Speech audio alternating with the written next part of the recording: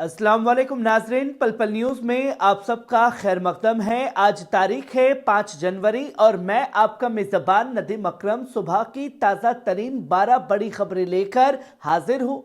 आज की खबरें न सिर्फ आपके जहन को झकझोर देंगी बल्कि आपको सोचने पर मजबूर कर देंगी कि आलमी सियासत से लेकर हमारे आसपास हो रहे अहम बदलाव किस कदर हमारे मौजूदा और मुस्तकबिल पर असर डाल रहे हैं। जहां हम बात करेंगे चीन की मदद से यमनी हूतियों की ताकत में बड़े इजाफे की, वहीं हम इस रिपोर्ट में बात करेंगे कि ईरानी IRGC की मशक ग्रेट प्रॉफिट 19 के आगाज की। वहीं हम इसमें बात करेंगे कि मिस्र की यमन में हूतियों पर हमले की तैयारी की। वहीं हम इसमें बात करेंगे ग्रिड बिल्डर्स का इस्लाम और हजरत मोहम्मद सल्लल्लाहु अलैहि वसल्लम साहब पर विवादित बयान। सड़क सुरक्षा फोर्स पंजाब जीवन रक्षा के लिए प्रतिबद्ध 24 घंटे। मात्र 1 साल में सड़क दुर्घटना में होने वाली मृत्यु में लगभग 50% की कमी। कुछ समय पहला मेरे भरा ਦਾ ਐਕਸੀਡੈਂਟ ਹੋਇਆ ਸੀ। ਸੜਕ ਸੁਰੱਖਿਆ ਫੋਰਸ ਨੂੰ ਕਾਲ ਕੀਤਾ 112 ਨੰਬਰ ਤੇ। ਵਿਦਿਨ 5 ਮਿੰਟਾਂ ਦੇ ਵਿੱਚ ਇਹਨਾਂ ਨੇ ਆ ਕੇ ਮੇਰੇ ਭਰਾ ਦੀ ਜਾਨ ਬਚਾਈ। ਜੇ ਉਹ ਨਾ ਮੈਨੂੰ ਉੱਥੋਂ ਚੱਕਦੇ ਤਾਂ ਹੋ ਸਕਦਾ ਸੀ ਮੇਰੀ ਮੌਤ ਹੋ ਜਾਂਦੀ। मुख्यमंत्री भगवंत सिंह मान की कोशिशों से अपना पंजाब बन रहा है रंगला पंजाब। शुरुआत करते हैं पहली खबर से जो आप अपनी स्क्रीन पर देख रहे हैं। यमनी हूती ने चीन के एडवांस टेक्नोलॉजी और मिसाइलों के लिए अहम पुर्जे हासिल किए हैं। इन पुर्जों का इस्तेमाल हूती बैलिस्टिक और क्रूज मिसाइलों को अपग्रेड करने और दुश्मनों पर ज्यादा असरदार हमले करने के लिए करेंगे। इस डेवलपमेंट ने मिडल ईस्ट के हालात को और भी पेचीदा बना दिया है। चीन की मदद से हूतियों की जंगी ताकत में इजाफा हुआ है जिससे यमन में चल रही जंग का मंजर मजीद खतरनाक हो सकता है। I-24 की रिपोर्ट के मुताबिक हूती ग्रुप ने यह पुर्जे चीन के जरिए हासिल किए हैं जिसके उसके मिसाइल सिस्टम को नई टेक्नोलॉजी के साथ जोड़ा जा रहा है। वहीं आप दूसरी खबर अपनी स्क्रीन पर देख सकते हैं। अमेरिकी पाबंदियां पाकिस्तान को रोक नहीं सकती, ख्वाजा आसिफ का बयान। पाकिस्तानी वजीर दिफा ख्वाजा आसिफ ने वाजे किया है कि पाकिस्तान अपने न्यूक्लियर और मिसाइल प्रोग्राम पर कोई समझौता नहीं करेगा। उन्होंने कहा कि अमेरिकी पाबंदियां पहले भी पाकिस्तान के मिसाइल प्रोग्राम को रोक नहीं सकी और अब भी नहीं रोक सकेंगी। ख्वाजा आसिफ ने जोर देकर के कहा कि पाकिस्तान की न्यूक्लियर और मिसाइल टेक्नोलॉजी उसके दिफाई निजाम का एक बड़ा अहम हिस्सा है और इस पर किसी किस्म का दबाव या पाबंदी असरअंदाज नहीं होगी। उन्होंने ये बयान उस वक्त दिया है जब अमेरिका ने पाकिस्तान पर नई पाबंदियों का ऐलान किया है। वहीं आप तीसरी खबर भी अपनी स्क्रीन पर देख सकते हैं। कतर और ईरान बनाएंगे दुनिया की सबसे लंबी जमीनी सुरंग। कतर और ईरान ने मिलकर दुनिया की सबसे लंबी समुद्री सुरंग बनाने का मंसूबा तैयार कर लिया है जिसकी लंबाई 190 किलोमीटर है। यह सुरंग दोनों ममालिक को समुद्र के रास्ते जोड़ने पर एक नया मील का पत्थर साबित होगी। इस प्रोजेक्ट का मकसद सिर्फ ट्रांसपोर्टेशन को तेज और मुनासिब बनाना ही नहीं बल्कि दोनों देशों के दरमियान तिजारती और सियासी ताल्लुक को मजीद मजबूती देना भी है। यह सुरंग न सिर्फ मिडल ईस्ट के ट्रांसपोर्टेशन निजाम में इनकलाब लाएगी बल्कि आलमी सतह पर भी एक इंजीनियरिंग का शाहकार बनकर उभरेगी। वहीं आप चौथी खबर भी अपनी स्क्रीन पर देख सकते हैं। ईरानी IRGC की जंगी मशक ग्रेट प्रॉफिट 19 की शुरुआत हो चुकी है। ईरान की IRGC ग्राउंड फोर्सेस ने पश्चिम ईरान के करमशाह सूबे में एक बड़ी जंगी मशक ग्रेट प्रॉफिट का आगाज किया। इसका मकसद हर मुमकिन चैलेंज का सामना करने की तैयारी करना है। IRGC के इस बयान के मुताबिक ये मशक दिफाई तैयारियों को मजीद मजबूत करने और जंगी हालात में अफवाज की काबिलियत को परखने के लिए की जा रही है। इसमें जदीद हथियारों का इस्तेमाल, स्ट्रेटेजिक ऑपरेशंस की प्रैक्टिस और मुमकिन दुश्मन के हमलों को मुकाबला करना है। वहीं आप पांचवी खबर भी अपनी स्क्रीन पर देख सकते हैं। हनोई में बढ़ते आलूदगी के सबब वियतनामी हुकूमत की अपील, घरों में रहे महफूज। वियतनाम की हुकूमत ने दारुल हुकूमत ने हनोई में खराब होती हवा की मयार के अवाम से गुजारिश की है कि जितना मुमकिन हो घरों में ही रहें। हनोई में हवा की आलूदगी इस हद तक बढ़ चुकी है कि सेहत के लिए खतरनाक साबित हो सकती है। हुकूमती बयान में कहा गया है कि गैर जरूरी बाहर जाने से बचें और अगर निकलना हो तो मास्क का इस्तेमाल करें। वहीं आप छठी खबर अपनी स्क्रीन पर देख सकते हैं। मिस्र की यमन में हूतियों पर हमले की तैयारी। इजरायली मीडिया का बड़ा दावा। खबरों के मुताबिक मिस्र यमन में हूती के खिलाफ एक बड़े हमले की तैयारी कर रहा है।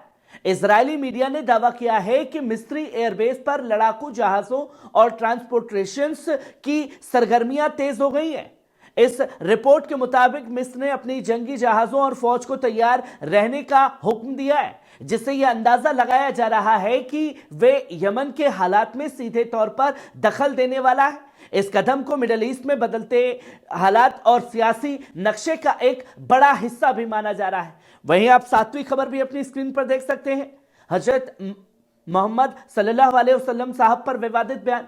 नीदरलैंड के नुमाइंदे गिट विल्डर्स ने एक बार फिर इस्लाम और हजरत मोहम्मद सल्लल्लाहु अलैहि वसल्लम साहब के खिलाफ विवादित बयान दिया है। उसने कहा है कि मैं टोटलिशियंस इस्लाम और आपके हजरत मोहम्मद सल्लल्लाहु अलैहि वसल्लम साहब की आलोचना करूंगा जब तक मैं जिंदा हूं। यह बयान न सिर्फ मुसलमानों के जज्बात को ठेस पहुंचाता है बल्कि आलमी सतह पर एक नई बहस को जन्म देता है। मुसलमान इस बयान को नफरत अंगेज करार दे रहे हैं और कई मुल्कों में इसके खिलाफ एहतजाज भी हो सकता है। वहीं आप आठवीं खबर अपनी स्क्रीन पर देख सकते हैं। बाइडेन का इजराइल के लिए $8 बिलियन के हथियार का सौदा। अमेरिकी सदर जो बाइडेन ने अपने ओहदे से रुखसत होने से पहले इजराइल को $8 बिलियन के हथियार बेचने की योजना बनाई है। इस डील में artillery shells, helicopter, fighter jets के लिए मिसाइलें शामिल हैं। यह पैकेज इजराइल की जंगी ताकत को मजीद बढ़ाने के लिए तैयार किया गया है, जो मिडल ईस्ट के मौजूदा हालात में अहम किरदार निभा सकता है। बाइडेन की इस डील को अमेरिका और इजराइल के दरमियान स्ट्रैटेजिक पार्टनरशिप का एक बड़ा हिस्सा माना जा रहा है। वहीं आप नौवीं खबर भी अपनी स्क्रीन पर देख सकते हैं। शहीद कासिम सुलेमानी को शेख नईम कासिम ने बताया जंगी और सियासी हिकमत का महान कमांडर।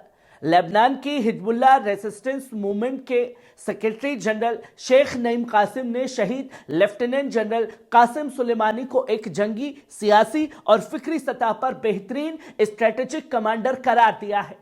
शनिवार को सुलेमानी की शहादत की सालगिरह पर दिए गए खुतबे में शेख नईम कासिम ने कहा कि सुलेमानी ने इराक और अफगानिस्तान में अमेरिकी साजिशों को बेनकाब किया और रेजिस्टेंस एक्सिस के मुख्तलिफ हिस्सों को फलस्तीन के मफाद में जोड़ने का अहम किरदार अदा किया है।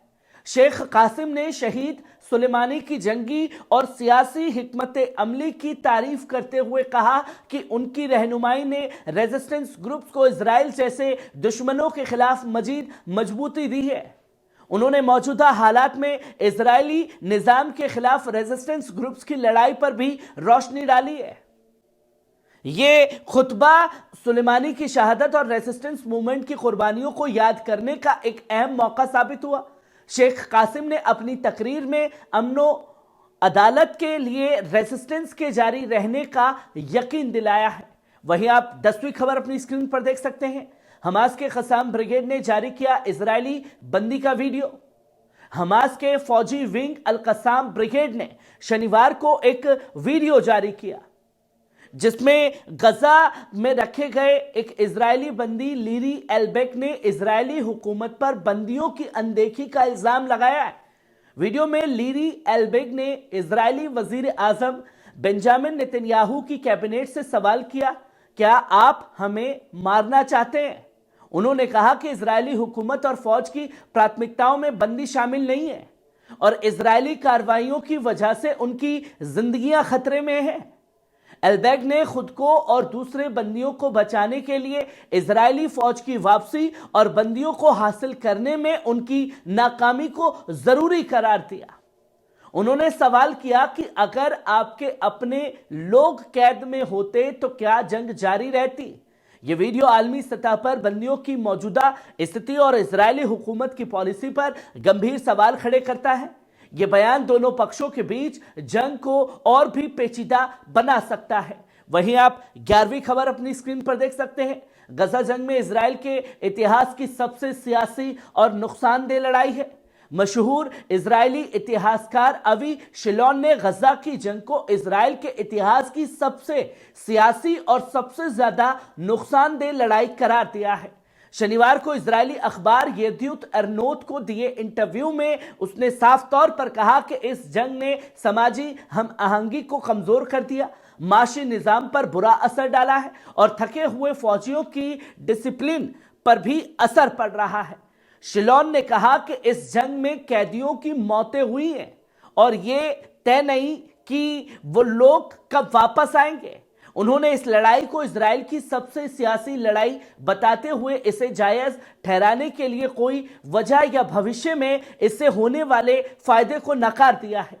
दूसरी तरफ इजरायली मिलिट्री की ताजिया निगार अमोस हारिल ने शुक्रवार को हार्टेज अखबार में छपे अपने मजमून में लिखा कि गजा के शुमाली हिस्से में इजरायली अफवाज के हमले शदीद जज्बाती पर मबनी है, जिसका मकसद रीसेटलमेंट पर फिलिस्तीनी अवाम की वापसी को रोकना है।